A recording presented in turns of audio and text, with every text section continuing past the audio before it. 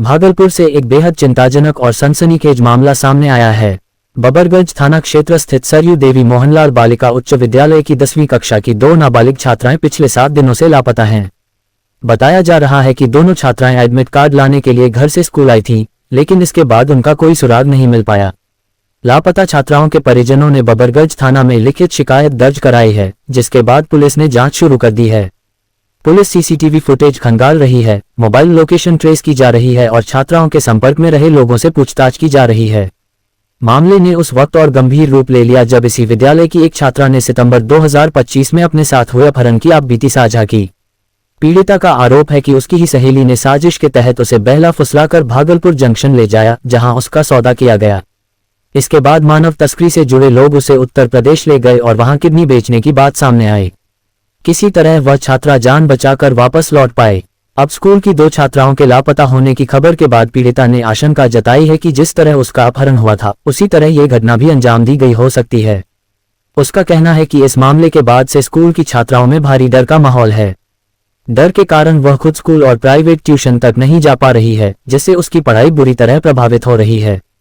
वहीं पूरे मामले पर भागलपुर के वरीय पुलिस अधीक्षक प्रमोद कुमार ने कहा है कि पुलिस हर एंगल से जांच कर रही है और लापता छात्राओं की बरामदगी के लिए विशेष टीम लगाई गई है। उन्होंने भरोसा दिलाया है कि जल्द ही दोनों छात्राओं को सुरक्षित बरामद कर लिया जाएगा। फिलहाल इस घटना ने भागलपुर में छात्राओं की सुरक्षा व्यवस्था पर गंभीर सवाल खड़े कर दिए हैं। स्कूल जाने वाली बच्चियों और उनके परिजन दहशत में हैं और सभी को पुलिस कार्रवाई तथा छात्राओं की सुरक्षित वापसी का इंतजार है। कैसे गए आप? निशा कुमारी ने, हम स्कूल गए थे। निशा कुमारी बोला मेरा बर्थडे है, इसे चॉकलेट और बिस्कुट खिला दिया हमको, निशा वाला। उसके बाद फिर आपको लेके चले गए? हाँ, पहले मेरा घर आया, इसके बाद घर आया मेरा, तो उसके बाद सामान तमान अपने से मेरा गोदरेज से खोल के दे लिया। उसके बाद गोदरेज से खोल के ले लिया, फिर उसके बाद वो हमको लेके बोला कि मेरा मौसी स्टेशन में है, गाड़ी पे चलो ना। तो बोले ठीक है। मुंह झाँप दिया, मुंह झाँपिए भी लेके जा रहा था, हाथ पकड़ के, हाथ छोड़िए नहीं रहा था। फिर उसके बाद बोला कि गाड़ी पे चढ़ा के बोला कि मेरा है ना पे रहो, हम आते टॉयलेट करके। गया तो गले रह गया तो हम गर्जने लगे, मुंह हैंके से मुंह दाब दिया। हाँ, मार पीट करता है। अभी भी आपका 2 दोस्त जो है लापता है, क्या लगता है कि वही लोग लेके भागा है? हाँ, वही लोग भागा है। सुहाना और निशा उसका गहरी बस्ती है। किस क्लास में आप पढ़ते हैं? हम 10 में पढ़ते हैं। किस स्कूल में पढ़ते हैं? सरयू देवी मोहनलाल का इंटर हाई स्कूल थी। निशा घर आई तो क्या बोला कि हम दबाल जा रहे थे मेडिकल। बोला कौन जी आंटी? सिंपति में बुलाया है, सिंपल कपड़ा में स्कूल। बोले क्या बात है, रेता फैशन है।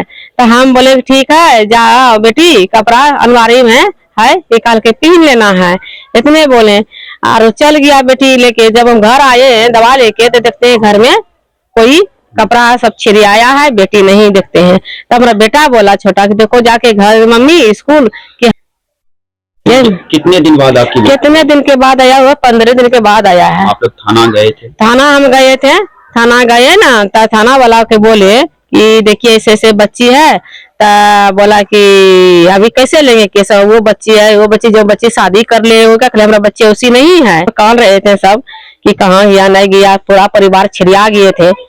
कैसे मिला? तो वो एक लड़का को सब बहन खो गया था, तो बोला कि मेरा बहन खो गया है, तो बहन हम खोजेंगे यहाँ पर। तो हमारे बेटी के तने को देखा, मुंह काने लगा, तो बोला भैया हमरा तने को अति कर दीजिए पार।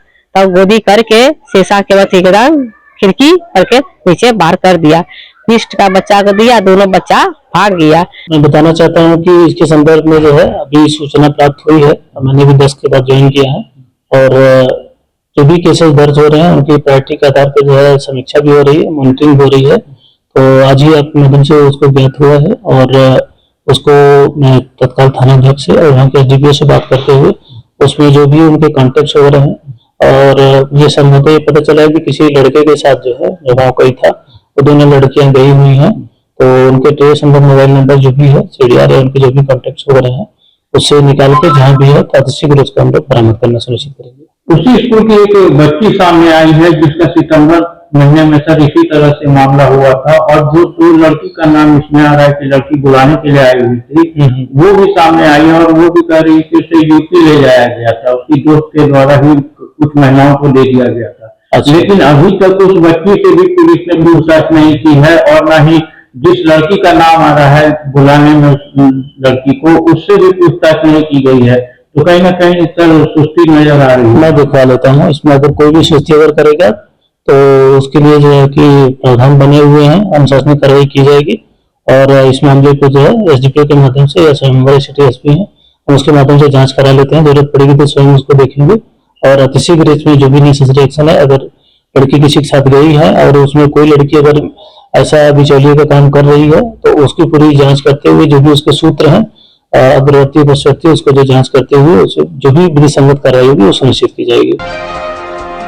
भागलपुर स्थित राजकीय बालिका इंटर स्कूल में नियोजक आपके द्वार कार्यक्रम के तहत अवर प्रादेशिक नियोजनालय द्वारा एक दिवसीय नियोजन सह व्यावसायिक मार्गदर्शन मेले का आयोजन किया गया, जहां निजी क्षेत्र के 30 नियोजकों ने अपनी सहभागिता दर्ज की है, जो अलग अलग क्षेत्रों में कुल मिलाकर 1443 रोजगार के अवसर उपलब्ध कराने का अवसर था, जहां 613 लोगों को रोजगार का अवसर प्राप्त हुआ, जिसका उद्घाटन भागलपुर के डीएम डॉक्टर नवल किशोर चौधरी, प्रमंडलीय नियोजन उपनिदेशक शंभुनाथ सुधाकर, नियोजन पदाधिकारी मीनाक्षी राय ने संयुक्त रूप से दीप प्रज्वलित कर मेले का शुभारंभ किया।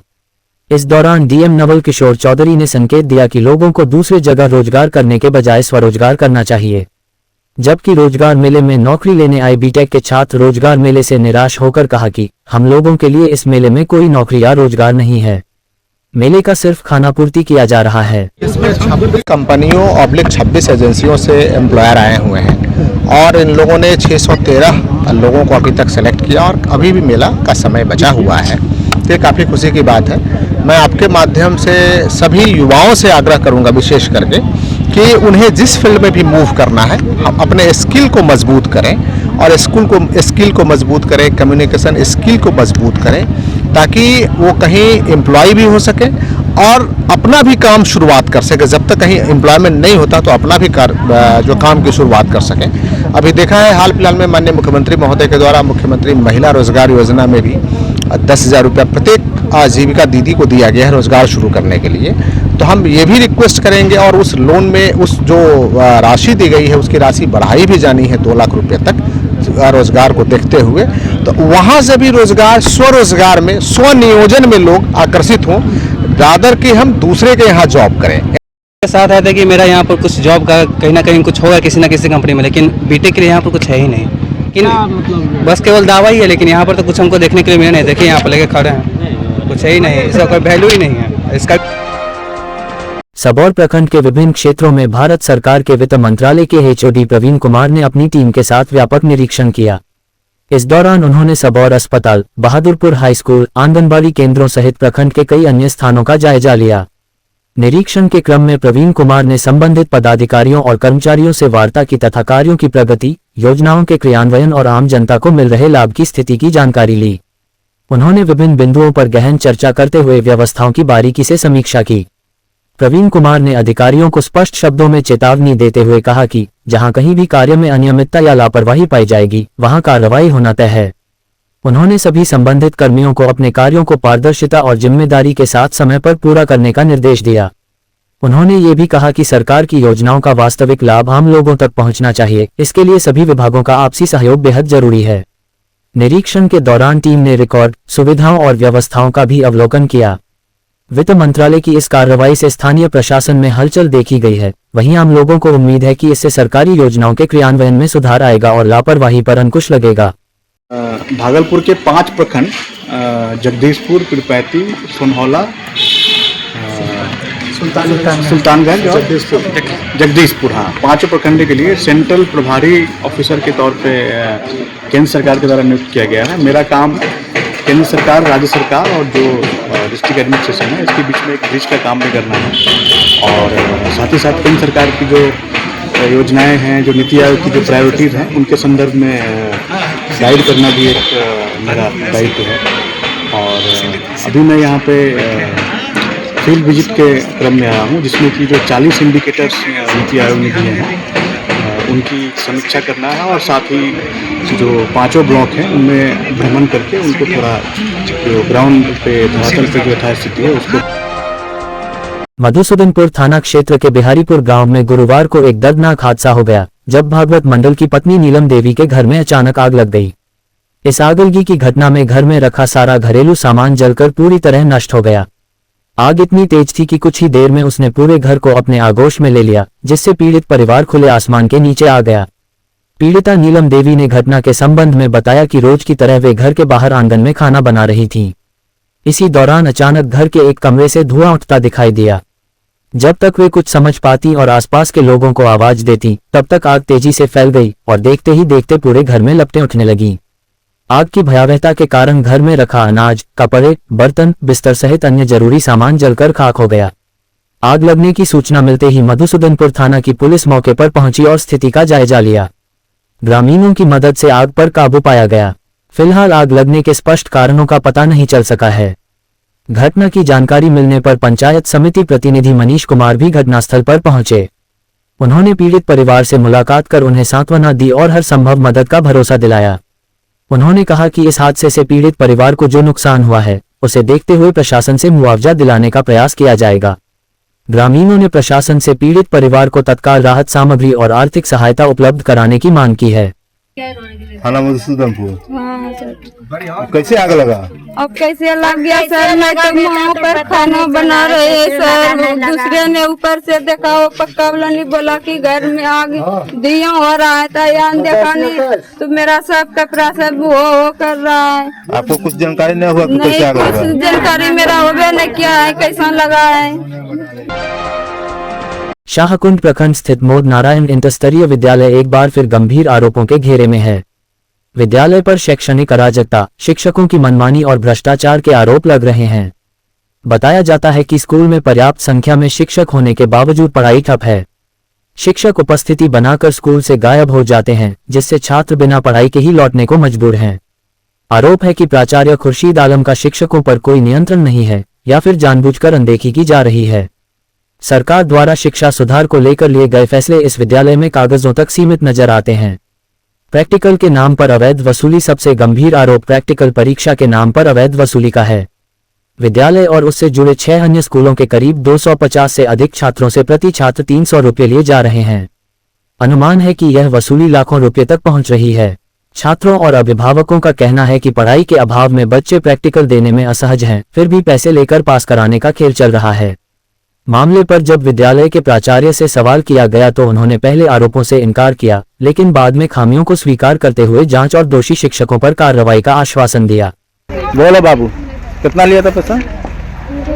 200। कौन लिया था? यहाँ का प्रिंसिपल।